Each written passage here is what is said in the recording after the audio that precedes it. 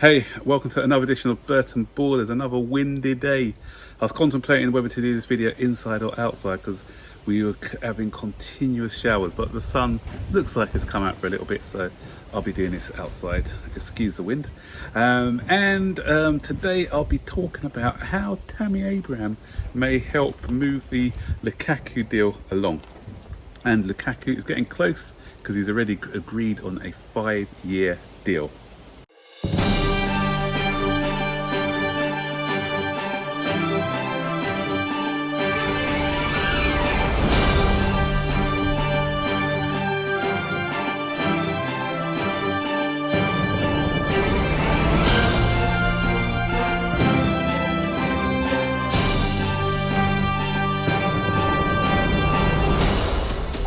So, expect Chelsea to make this bid today at some point and expect it to be accepted by Inter Milan.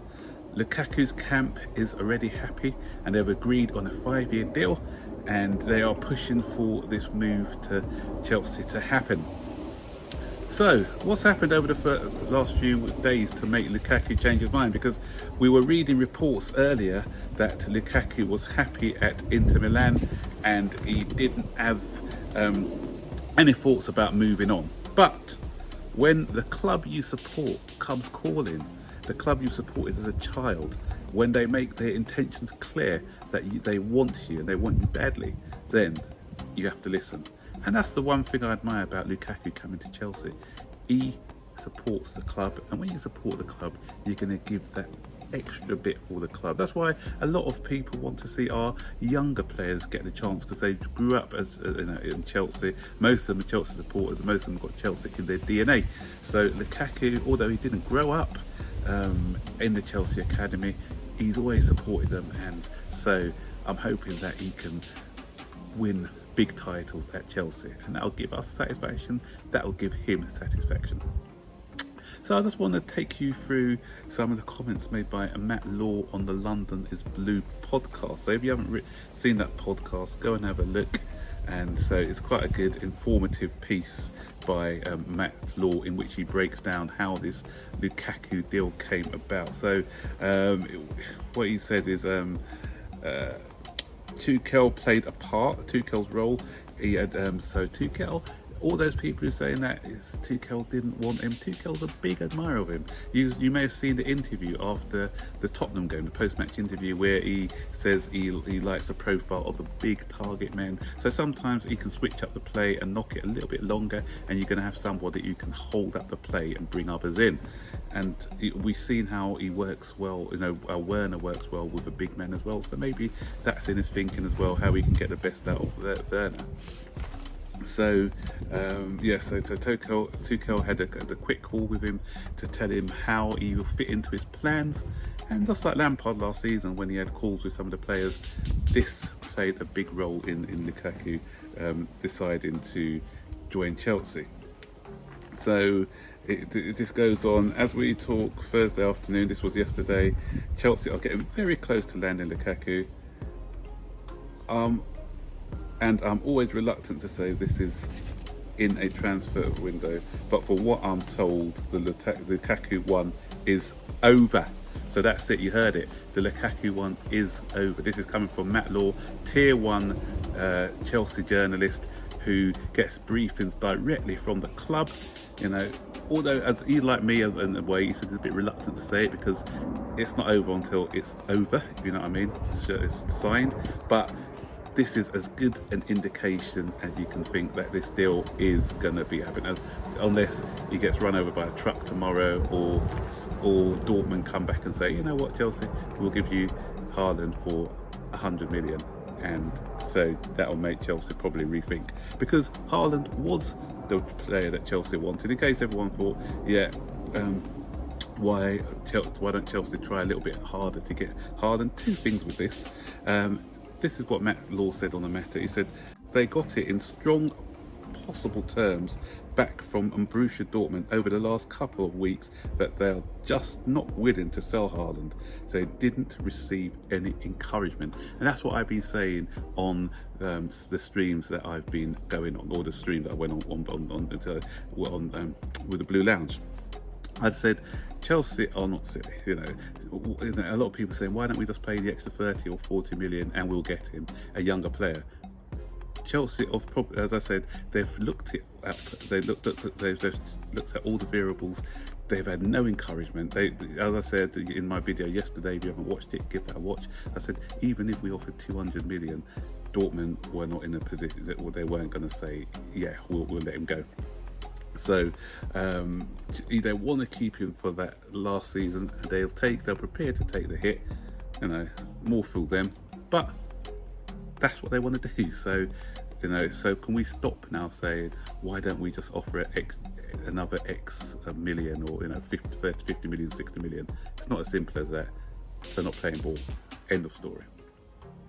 And it's not Sadraki made a good point, which I forgot to address on the video. Totally agree with all the points that he made yesterday when he said it's not even an extra 50 million. You're looking at probably an up to 100 million or 150 by the time you start to pay Riola, which reports are to be believed this is the last big payday, so you're going to look to go out with a bang. 40 million was going into Riola. Haaland would need to be paid as well. So Haaland's dad, sorry, so that's probably an extra 10-15 million, if not more. And the intermediaries who have been involved as well, they'll need their share. So once you calculate everything, you're talking about maybe an extra 60-70 million on top of the transfer fee. Because informal talks, obviously we didn't hear anything official coming through, so obviously these informal talks were done through intermediaries where they were sort of engaging the possibility to sign Haaland, and when they weren't getting any positive feedback coming back from the Dortmund camp, that's when they decided to go all guns blazing for Romelu Lukaku. So Lukaku was fully prepared to stay at Inter for this coming season. He was aware of interest from Chelsea, but he hadn't bargained on how strong they were coming for him. So Lukaku is a player who likes to feel wanted. Chelsea have come in strong, they've come in hard, and because of his support for Chelsea, he said, you know what, I love Inter Milan, but I'm going to be Chelsea's too big a pool. And all those who are a bit uncertain about him coming, look at the outroar at the moment. The ultras in Milan were doing a demonstration yesterday at 7 o'clock. Simeone is outraged by this because he had him in his plans, and some of the board members do not like this deal neither. But because of the financial situation that Inter are in, then they just had to take this deal.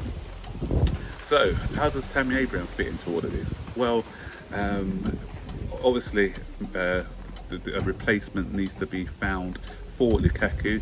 They've explored Vlahovic from Fiorentina, but Fiorentina are asking for 60 million. That's too much, even though they're getting all that money for Lukaku, they've got to pay off for other things, so 60 million is a bit too much for them to pay for him. So they're looking at a cheaper alternative, which is Zapata, who plays for Atalanta, great goal scoring striker there, and they can get him round about the 40 million mark. They are looking at him as a replacement. So if Zapata needs to be replaced, and this is where Tammy Abraham comes into it, because Atalanta are very keen on Tammy Abraham, and they are prepared to offer 40 million euro for him, which is around about 32 million pounds.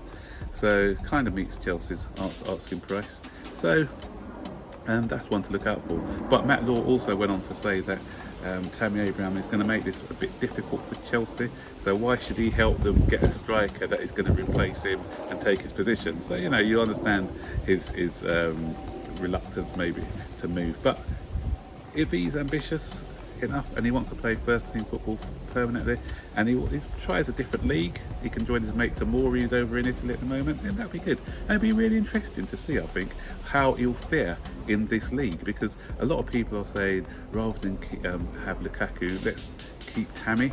Let's see how Tammy fares in this league. Obviously it's not at an elite club like Juve, but it'll be interesting to see the amount of goals that he scores in the Italian league, and whether we're going to regret letting him go or not. Time will tell. So that is the stories for today. That's a little merry-go-round which is happening, and we'll see. But the news is looking positive, and I can see Lukaku holding out that shirt within the next 48 hours or so. So stay tuned for more news on this situation.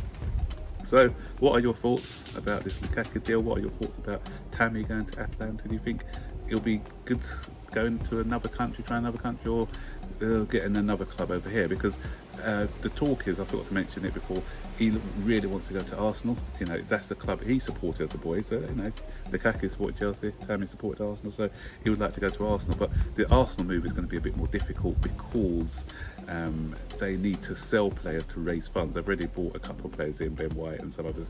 So if they want to get another one in, then they'll need to raise some funds by selling some of the players that they've got at the moment. So, but one thing's for certain, Tammy's probably going to be moving on. And so what do you think of the Tammy situation as well? Do you think he'll do well in Italy? Stick your comments in the section below. Okay, it didn't rain, which is good. The wind is still blowing quite heavy. I'm okay with that. The sun came out for a bit, gone over by the clouds now, but yeah, the weekend is coming. Next week, football season starts, so plenty of reasons to be happy, and we're getting a striker. So take care, guys, and enjoy your weekend.